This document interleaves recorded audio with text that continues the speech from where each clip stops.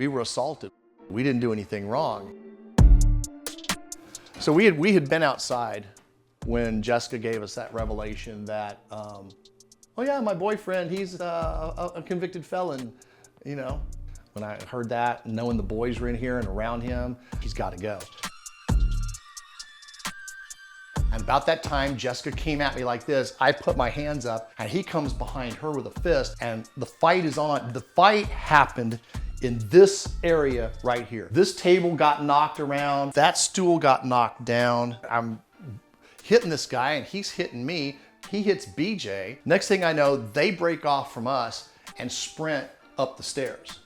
I'm coming up the stairs. The door closes. All the while, as Todd was running upstairs and he's behind that door, I'm gonna kill you, MFer. I'm gonna effing kill you, you MFer. And I'm saying, call 911. Tell them we've been assaulted and I'm armed. They asked me to stand up and turn around, and that's when I realized I'm being arrested. As they're putting the cuffs on, I'm like, I'm being arrested? Yes, you are, and you're going to jail. It's like, but I was the one attacked. I must have stared a hole right where that leaf is at, right here in the ground, just staring there, like trying to comprehend what happened that night. My name is John Wollaston. Originally, I'm from Midland, Texas.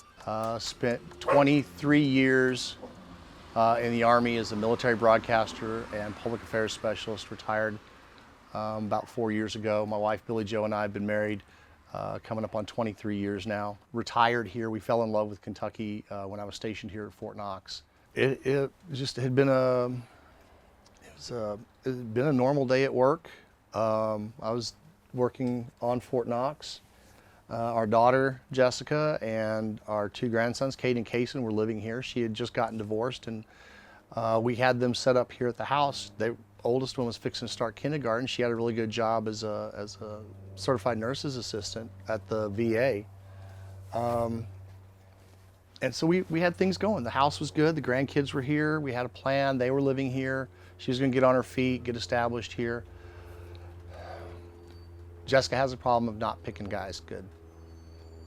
And she had one, and she had a habit of just, they'd show up here and it's kind of like, oh, this is my boyfriend, you got to accept him. But you know, I love her, so I try to support her and support the kids and keep praying that she'll make a right decision, but she didn't with Todd. Todd was in an outpatient drug treatment place. May 31st. Jessica was not having to work that night, and so BJ and I were going to have a night where we didn't have to watch the boys. They come walking in. When I say they, I mean Jessica and Todd come walking in through the garage, and he's got a 12-pack of Budweiser on his shoulder, and up to her room, they go. Todd's a convicted felon. Turns out he's spent time in prison. He is a convicted felon, has had a history of violence, has a gun charge as well. So needless to say, I'm a little upset about this. I'm in the backyard, and I've got a voice that people can hear for blocks around, and I'm like, he needs to go. I do not want a convicted felon in my house. He needs to go. I want him out now. I didn't want him around the boys. I didn't want him in my house. You know, I have security clearance at Fort Knox. She's going through a background check, and she's fixing to be a real estate agent. We don't need that kind of stuff in our house. Well, Jessica gets heated about it. She doesn't understand why I'm being so outrageous about it and not understanding the situation. And BJ tries to calm down. She's like, well, let's just take our stuff. We'll go down in the basement and cool off. That only worked in theory because Jessica decided to continue the argument coming downstairs. And Todd was on her heels.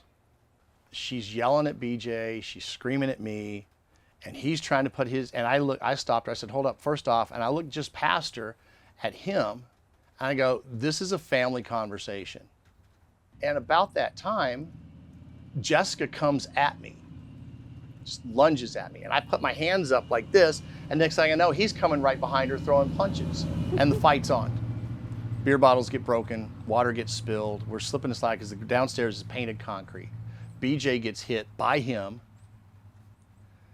And so all this is going on, kind of a rugby scrum kind of thing down there. And he's a big boy. He's probably, I'm 5'11", he's probably about 6'2", and he's full of Budweiser and Suboxone and rage coming at me. And they scramble up the stairs. They actually block us. They lean against the door at the top of the stairs. They took our cell phones too. He's yelling the whole time too. Yeah, he's yelling the whole time, I'm gonna effing kill you. I managed to get the door open. They get upstairs into the bedroom where Jessica is staying. The boys are in there. And I'm telling BJ to call 911, tell them we've been assaulted. And she's like, I can't, they took our cell phones. So it's like, go across the street, wake somebody up, get the cops here. Now, Jessica had at the time a Beretta Nano up there. And he's yelling he's gonna kill me, and I know there's a loaded handgun in there. So BJ goes across the street, and actually right there, woke up and got 911 called. While she was doing that, I went into our bedroom because all of our guns were put up and stored securely because the grandkids were here. I got my, I had a Sig Sauer P365. That was my carry gun, my self-defense gun. Got it, came back out of the bedroom right at the top of the stairs, kept it down low until the cops got there. So the police arrive, BJ comes to the door, the police are here, the door's wide open. I start taking commands from them, obey everything they say, repeat what they say. Okay, they're like, okay, come down the stairs, walk backwards down the stairs, walking backwards down the stairs. They knew I had a gun because BJ told them on the 911 call, he's armed. We're trying to tell them we were assaulted, we're the victim, we want them arrested, they assaulted us. And during that time, they stand me up and put me in handcuffs and place me under arrest. And I'm like, what's going on here? I'm being arrested. I was assaulted in my own house. And the officer at the time, his first comment to me was, well, you pulled your gun first.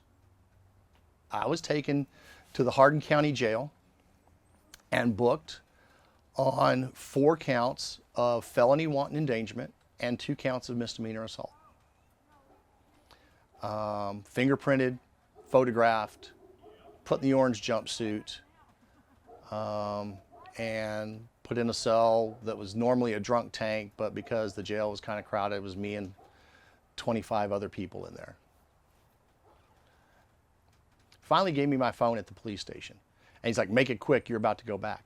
I had just enough time to call the number for USCCA to get one of the critical response team people on the phone and tell them just a thumbnail of what had happened and that they're about to take my phone, so you need to call my wife.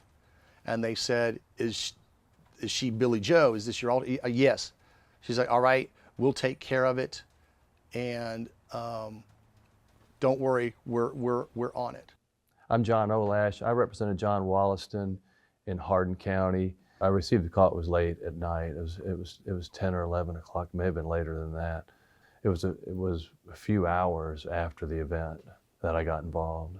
She told me what happened, and I thought it was a clear case of a prosecution that shouldn't have happened. But members are, without exception, I've never seen exception, are responsible gun owners, okay? And that's, you can see that through and through on this case. So I know going in that there's about a 99% chance that this is going to be a viable self-defense claim. I get going on the case, and John's case was no exception. Billy Joe was so upset, and understandably so, and I tried to comfort her, but I also, had to give her the reality that this was going to be a process. This is going to take a while to get through this, and let's take it step by step. The first thing, let's get him out of jail. And I assured her that there wasn't a bond that the judge could post, that the judge could set, that we couldn't post because of member benefits. I said that's not going to be a problem.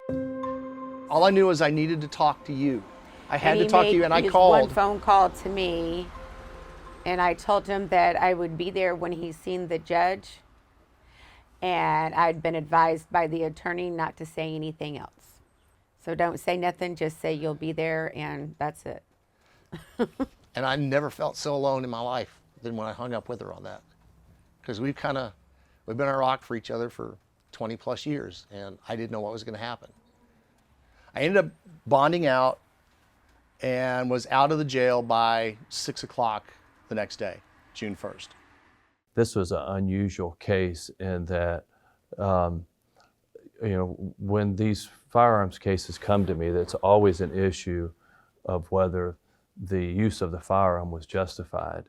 And the use of the firearm almost always means the discharge of the firearm. Was it justified? In this case, didn't have any, there's no question that the firearm was never discharged, so the wanton endangerment was based solely on his display or holding of the gun. And John he wasn't just a responsible gun owner, he was an experienced gun owner. I mean, he'd been in the service for 20 years and he took classes and he did everything he was supposed to do. Even on the report, Jessica said, I made the first move. I stepped towards him to take a swing, and I went to jail.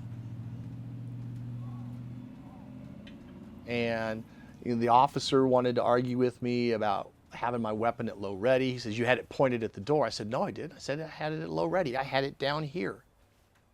During this time, too, while I was on probation, I had to check in every week, or while I was on bail, out on bail. Out on bail, not probation. Probation, but no. It felt like it. It felt like it. Every Friday, I had to go. Did you call?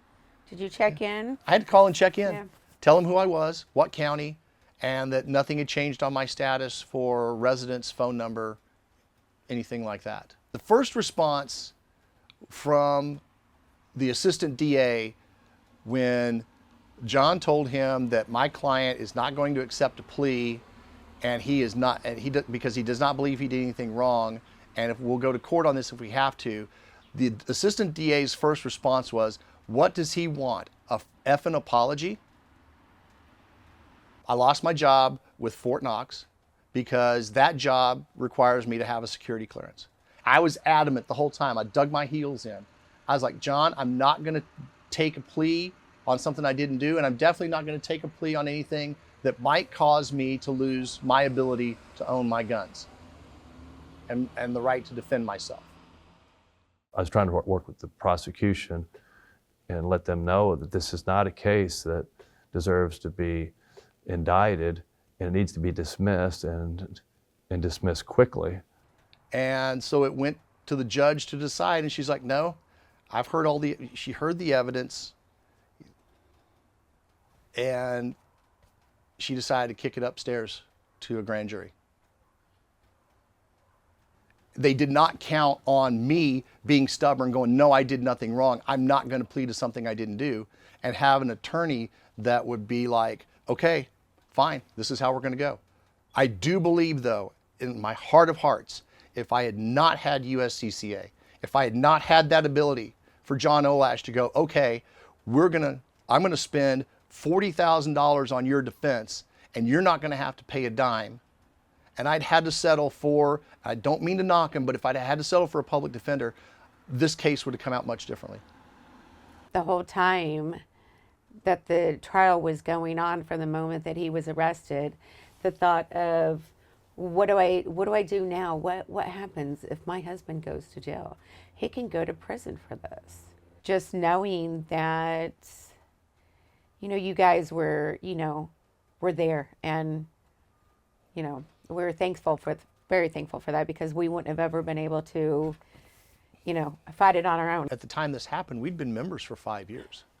And it took a little convincing with her at first when I first got it. I was like, look, this is just one of those things where we may never have to use it, but if God forbid we ever do, it's going to come in handy.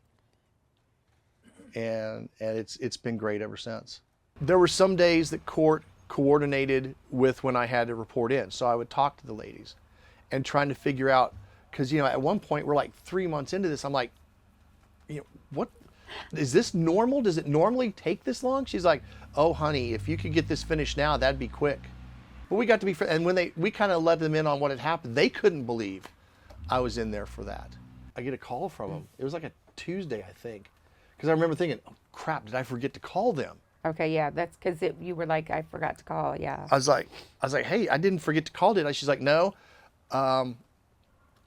I got an early Christmas present for you. I was like, really? What's that? She said, the grand jury met today. I was like, oh, really? They did?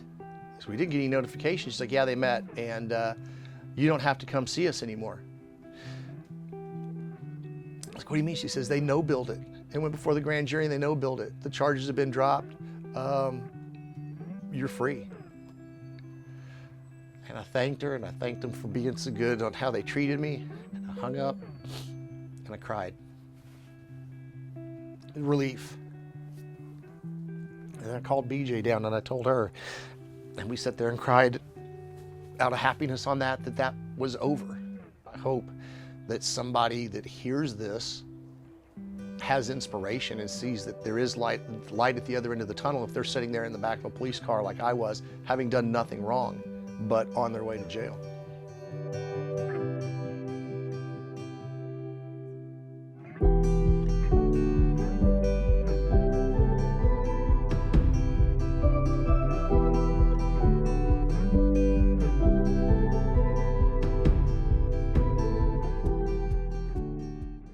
Insurance has been purchased by the USCCA and is one of the benefits of membership in the USCCA. Coverage and benefits are subject to the terms, conditions, and exclusions of the insurance policy issued to the USCCA. Every USCCA member is an additional insured on that policy. Information provided herein is for informational purposes and is not intended to be a representation of coverage that may exist in any particular situation.